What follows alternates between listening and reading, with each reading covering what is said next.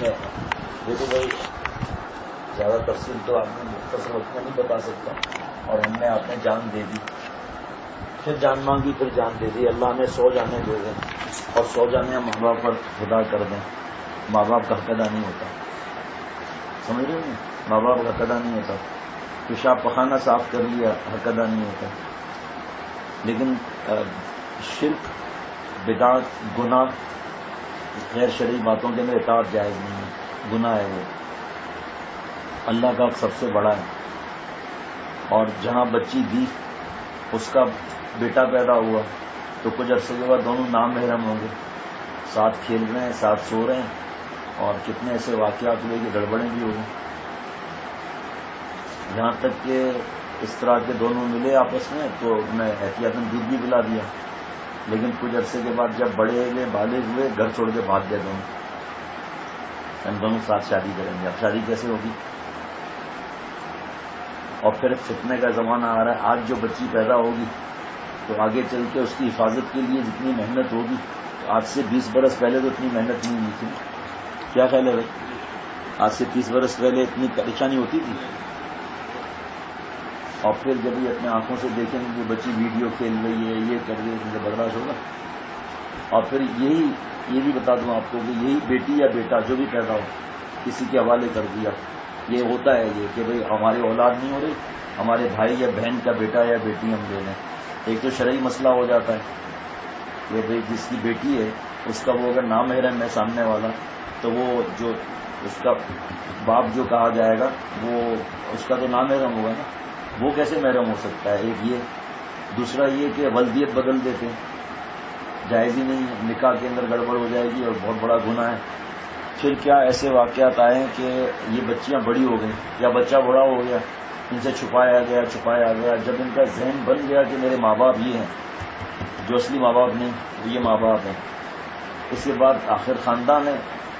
8 برس بعد، 10 برس بعد بچی 12 برس کی ہوئی یا اس سے بھی بڑی عمر کی ہوئی، اب وہ ولدیت چھپائی نہیں جا سکی، یا اسکول کے اندر اصلی ولدیت لکھی گئی، اس کو پتہ نہیں ہے تو بچی ہے ابھی، تو جیسے ہی پتہ چلا یہ میرے ماں باپ نہیں ہیں.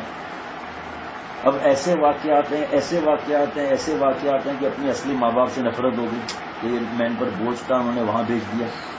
ان ماں باپ سے نفرت ہو گئی کہ یہ ظالم کیا بولتے ہیں، سیلفش کو کیا بولتے ہیں، مجھے انگلش نہیں آتی، ایسے جملے چڑھ جاتے ہیں مجھے کہ میں انگریزی نہیں آتی، مجھے نہ بولنا آتی ہے نہ کوئی لکھنا آتی ہے مجھے زیادہ، لیکن اس کو پتہ نہیں کیا بولتے ہیں، خود غرض کہ اپنی اولاد نہیں ہے تو ہم کو لے لیا، انہوں نے ماں باپ سے چھین لیا. اب ان کو بھی ستاتے ہیں اور ان کو بھی ستاتے ہیں، زندگی عذاب ہو جاتی ہے. شریعت کے اصول ہے، اس پر چلو نا. اللہ تعالیٰ فرماتے ہیں میں جس کو چاہتا ہوں بیٹے دیتا ہوں، یہ نہیں، جس کو چاہتا ہوں بیٹیاں دیتا ہوں، جس کو چاہتا ہوں بیٹے دیتا ہوں، جس کو چاہتا ہوں دونوں دیتا ہوں، جس کو چاہتا ہوں نہیں دیتا ہوں. اس کو نہیں دیا.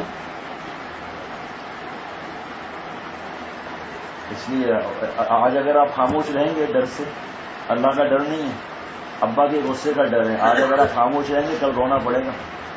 ہمارا کام تو بتانا ہے کس طرح بات کرنی ہے، فتویٰ لانا ہے. اس طرح ابھی 3-4 دن میں کھل جائے گا، فتویٰ لے کر ابا کو دکھا دیں، یا ابا سے کہتے ہیں جس جگہ سے فتویٰ لینا ہو فتویٰ لے لیں، خود پتہ چل جائے گا. ہماری بات چھوڑو.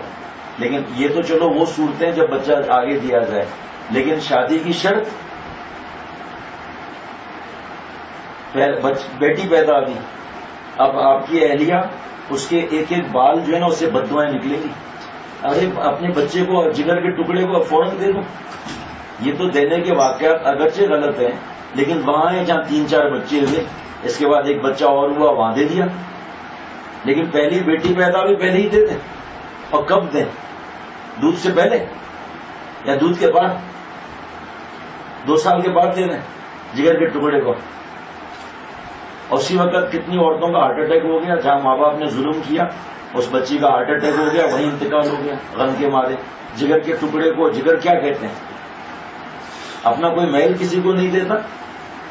جگر کا ٹکڑا، خون سے پرورش اور خون پلایا، دودھ جو ہے ماں کا خون ہوتا ہے جو بچے کی پہلی چیخ پر سفید دودھ میں بدل جاتا ہے.